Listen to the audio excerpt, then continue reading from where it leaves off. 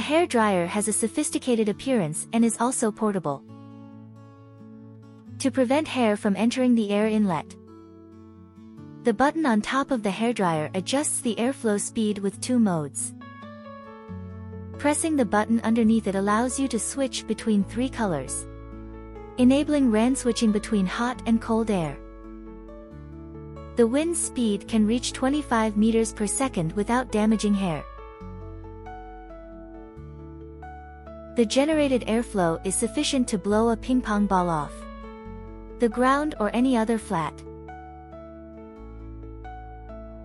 The average decibel level is typically around 60 dB.